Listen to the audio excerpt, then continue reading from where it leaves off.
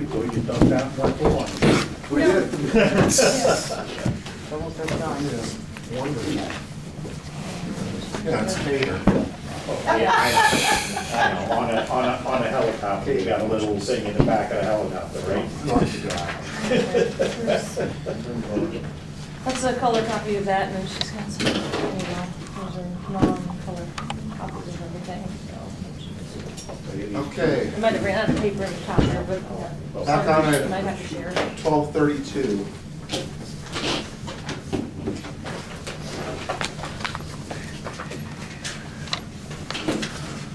Tell us when you're ready for. So you don't have any extra, so you don't have any?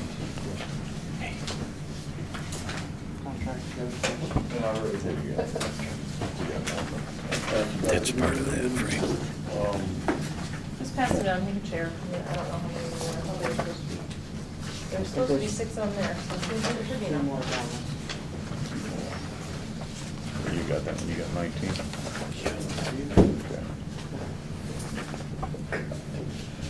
All set? All right, 2 changes in Articles 19 and 53. In 19, we tried to streamline the second highlighted paragraph that with respect to the notification to HR. You could do that at the beginning of the bargaining session. You could tell us who is to be paid from the leave account. There's 2 Ds, sorry. Right, to HR. Yeah. Okay.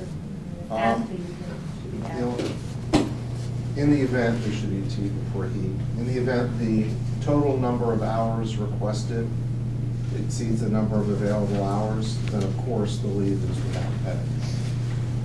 So we added that because we foresee a possibility that you'll run out of leave time.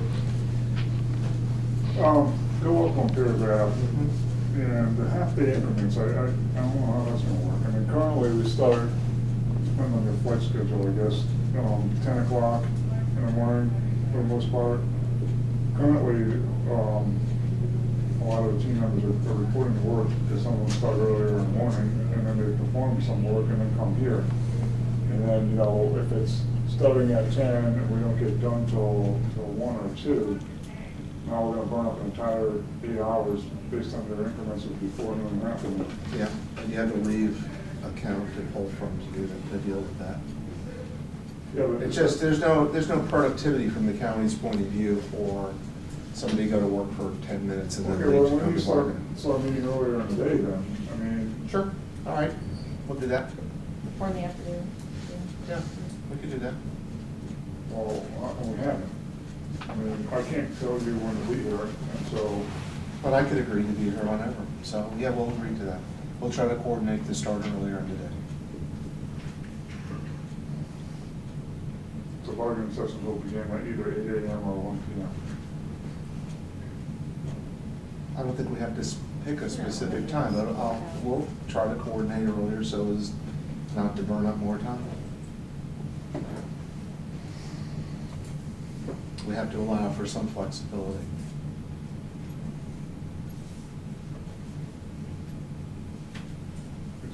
So you're saying when a person reports to work at 6 o'clock and then goes to bargaining session, there's no productivity then? Who's doing that? Who's going to work at 6 o'clock? When I was still working, I used to work for about an hour or so. But can you drive your route? What are you doing? I mean, I get in at 4, I leave at 4:40. I was on top of headworks working on brushes this I morning. do like 4 or 5 hours. oh, How long did it take you to get here? Usually takes about 35 minutes, somewhere in there How from long Shady did it take you Hills. to get here? Depends where I am on the route for relief. Well, and I'm sure you remember in the past when the other barber was here, she used to give us time to get cleaned up and then also come. You can go back to the yard where we report to, get cleaned up and. Oh, so now you like her? I didn't say that. You know, Travel. I don't remember you being a big fan of her I wasn't. decision-making. I wasn't, but that Now was you like her. one, that All was right. one good thing she did. Well, after trying to deny it. Yeah. we- All right, keep going. That was We're not a good listening. idea. case, Jim, it's, first I have to get relieved, somebody has to take over the bus, and I gotta return the car to motor pool. What's your proposal to fix it? What would you change? I don't know, I mean, I don't have a problem starting at 8 o'clock in the morning. I think we should. It's just it's never been an option. The county's never offered starting at 8 o'clock in the morning.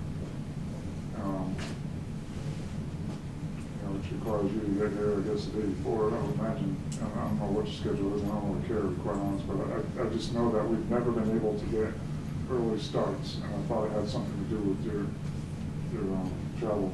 Just don't schedule them that way.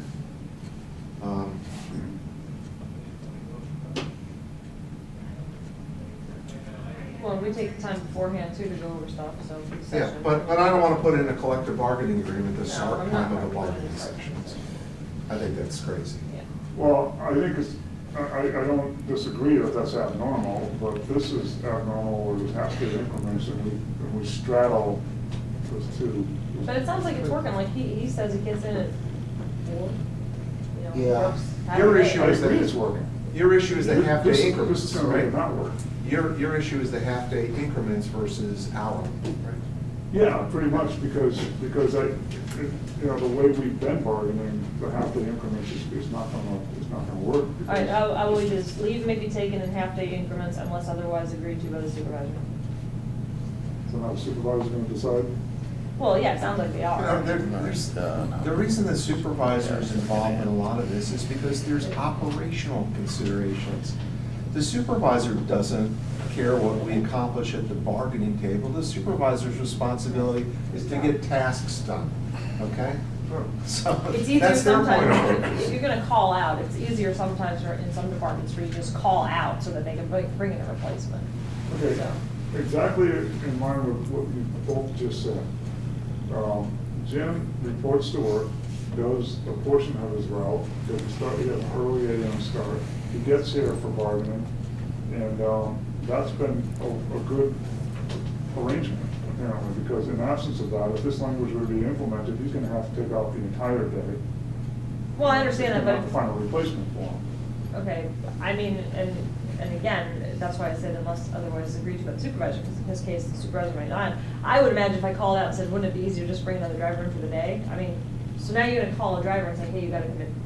He gives so much notice that it's probably not an issue. He gives 30, as soon as he finds out about a session, boom, he hands in the slip. So, and that's our point, is that with enough notice, the supervisors can work around pretty much anything. So they are working with him. But I'm guessing, even in his case, that it still might be easier, if you're gonna come into work, it's kind of a pain to come in for a couple hours. Again, if we start at 8 AM and 1 PM, you say you don't like that, that's too It's too rigid. restrictive Don't like it, it's just- or whatever, It's too but, rigid. but it's too rigid now.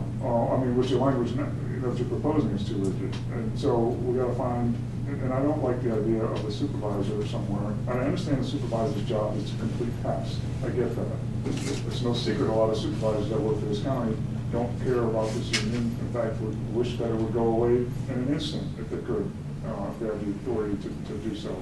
So are they really going to be cooperative when we say, hey, listen, Frank Pilgrim or Tom has to be in bargaining, what time, 10:30? Well, geez, what am I supposed to do? When a supervisor has the authority to start throwing a monkey wrench into the process, because he has tasks to do, and there's no governing, authority above him to say, well, I'm sorry it's not working out for you, but, we gotta get this contract done. Sorry, John, we entrust a lot of responsibility to the supervisors. We're not going to tie their hands or handicap them in the ability for them to make decisions about what's productive and what's unproductive. It's not gonna happen. They're part of our, very important part of our team. 6 years, we're coming up, whatever, but it's 5 years we've been doing this. And, I don't understand why all of a sudden now, with the new HR director, there's this big, huge, concern that things aren't working, and that now all of a sudden supervisors are gonna start interfering with my ability to have my bargaining team here. Half-day increment thing, so, okay, you wanna have half-day increments, let's commit to one of our bargaining, well, we can't do that, it's too rigid. Nothing's changed with respect to the role of the supervisors. Nothing changes under this language. It's a de facto reflection of what occurs when an employee comes forward and says, I need to take a day off next week to go to a bargaining session. The supervisor has a role in evaluating that right now. That's the Do status you know how quo. many supervisors have denied the requests of the bargaining? I have no idea. I can tell you, 0. Okay. 0. So now we have new language in here that specifically spells out that a supervisor has the ability to deny a leave request if he feels in his supervisory judgment that it's going to disrupt the planned operational activity. That's new ground, new language, new concept. Yeah, so it's the language that says they can't deny it, except for Except for, operational. there's an exception, but that didn't exist before in the That's a language. restriction on the supervisor's right to deny. So, there's something for everybody. You just made a statement that there's nothing in this language that's different than what's in text, so I'm saying it's glaringly different, because there is no restriction now. Then you should reject it, right? Then you should say, we don't have a contract. I'm trying to work together with this. Make a I decision. don't understand why it needs to change so much, so drastically. I get your point, you want to know, yeah, again, you guys are making some bold changes here. And all I'm trying to say is, okay, if you want to make a bold change, I'll agree to the bold change, as long as we can have a commitment that when you say that you're going to have half-day increments, then we get a full half-day of bargaining. I don't think that's being unreasonable, but you think it's too rigid. Well, don't forget that part of the bargaining is the breakaway times that you need to first discuss something with your bargaining team, okay? As far as I know, you don't come here other than bargaining days to meet with the team to plan strategy and the like. We've got ourselves. But there's plenty of times when you don't, where we sit waiting upstairs while you need an hour to review something. So, you know, that's the process. We do the same thing, John. I'm not saying it only happens on your side of the table. We've broken away from time to time and gone upstairs to track down the county administrator or somebody else to ask things about operational issues or money. Sure. And I want to add Well, something hang on, too, hang on, because, just a second. let me just add this while Can you. you hang on a second, because I just want to answer that. I want to address that. It hasn't been very many times that I've come in here at the onset of the bargaining session where no proposals have been exchanged, and I say I need to take a caucus. It has happened, but it's very, very, very infrequent. And the reason why that would happen is because I'm about to give a proposal to the county for consideration. And those type of caucuses are usually very brief. I don't come in here at the start of the bargaining session and say, I need an hour to talk to my. You've been good about it, and that's true, but there have been exceptions to that. There have been times where you have said, you know, I need some time with my people first. That's happened. Last week, Has it ever been more than March. 15 We've never minutes? made a big deal about it. Has it ever been more than 15? Yeah, last week, just last week, we. John, I don't know. I don't keep track of it that closely because I understand This that's is part of exactly the what I'm talking process. about, because she thinks she has an example when she doesn't. You guys gave us a stack of proposals this thick and gave them to us. Yeah, I need an hour and a half. I need an hour and a half to go through all of these proposals that you gave to us to come back with responses in the spirit of doing. That's a whole different animal than what I just said a minute ago about starting off the bargaining session where no proposals have been exchanged and that the union would demand a caucus, and you guys haven't done it either. After we give you our wage proposal, I'll show you the modifications to it. I'm sure we're going to take a break. And we'll think about your concern about the half-day increments, okay? Well, and keep in mind too, that knowing that this is in here, you don't have to agree to 10 o'clock. If you want to say, hey, we'll start at 12, we'll work around that. But what I'm saying is, we're not going to put in the contract, we'll start at 12 every time, because we may decide one day to start differently or whatever. But you certainly have to agree to the time, just like we do. So I don't know his schedule. I didn't know he started at 4 o'clock. I don't know he starts at 6. I have no idea. We're saying, look, you guys need to come up with a half a day, whatever that is. So if it says, hey, you know, we can comply with this, we got to start at 11, great, let's start at 11. Well, you know, you're talking about the supervisor's discretion. I'm gonna bring up like today, my supervisor today, there's a job that we've had for 2 months, waiting on a motor to get in. Motor's been here for a while, but we're, like everybody else, behind the 8 ball, trying to catch up to get the work done. He knew, what was it, 5 days ago about this negotiations, okay? Didn't say anything to me at all about that jockey pump that needed to be installed then. Today, He knew, paperwork was done. When I went in there, he goes, oh, you got another one of those meetings. I guess we won't be installing that jockey pump today. And I said to myself, why is it today all of a sudden is the day you want to install this jockey pump? When it could have been done tomorrow, could have been done at the beginning of the week.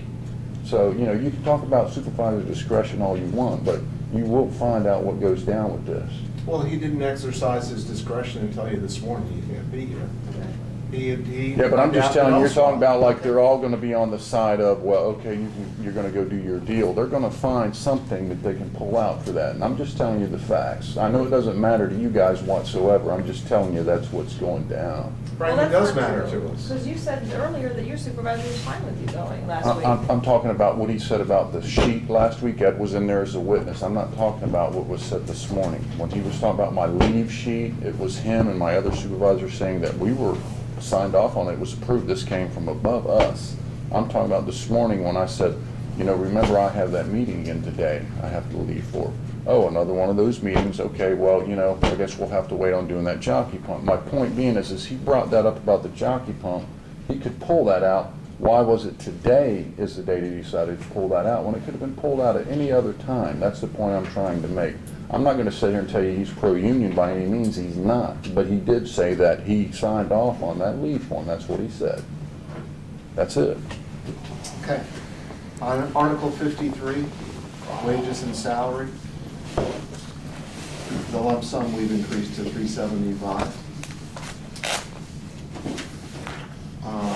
If you jump to the transportation surcharge, we've reduced that to 20. We've added a provision that allows us to discontinue the program, which of course would discontinue the surcharge with 60 days notice. And a waiver by the union, that if we give that notice and discontinue it, there'll be no bargaining. Why would we agree to that? I mean, logically, why would I, as representative of this union, agree to this language when we already have something that's in effect? We've already filed agreements to protect it. It's already threatened to be taken away again. We're already threatening to file another grievance. Why would I just waive our rights to this thing? I don't understand.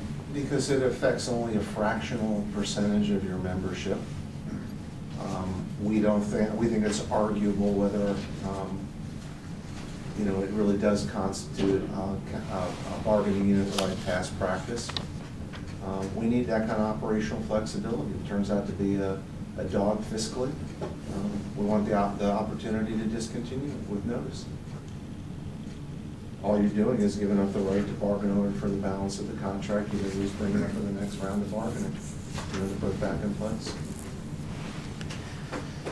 My boss once told me, you don't bargain for something you already have. Mine told me the same thing. So why would we bargain for something you don't give That's our attempt to close out the contract. We've reduced the surcharge and we've increased the lump sum. And we'll take a look when we're out in the hallway on the issue of the half-day increments. So why don't we take a 10-minute break?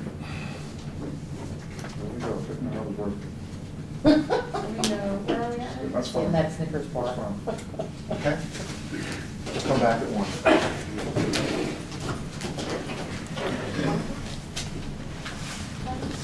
Yep, 10 minutes.